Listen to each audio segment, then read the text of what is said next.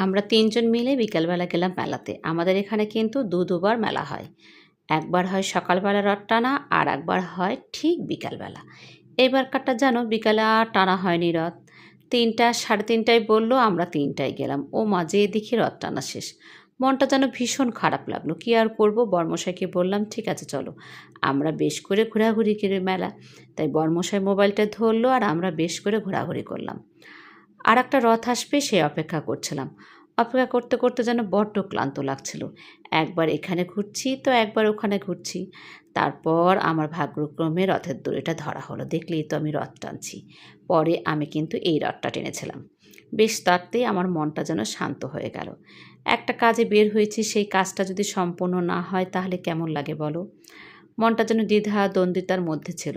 বেশিক্ষণ রাস্তায় দাঁড়ায় থাকতেও পারি না। তারপরেও শরীরের সব যন্ত্রণা ভুলে জগন্নাথ প্রভুর জন্য আমি যেন অপেক্ষা করছিলাম কখন প্রভু আমাকে ধরা দেবে। আর মনে মনে ভাবলাম হয়তো এবার আর আমার রথ টানা হলো না।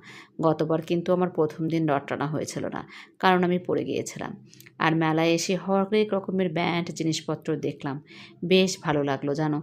মেলাটা এখনও পুরোপুরি বসেনি, কেবলমাত্র বসেছে। তাতে একটু ফাঁকা ছিল, ভিডিও করে নিলাম। সব কিছু দেখতে মন যেন উজাড় হয়ে গেল। সব কিছু ভালো লাগছিল। সত্যি ছোট্টবেলাটাকে বেশ মিস করছিলাম। তখন ছিল না হাতে পয়সা, বাবার কাছে ঘ্যানর ঘ্যানর করতাম কিছু নেব।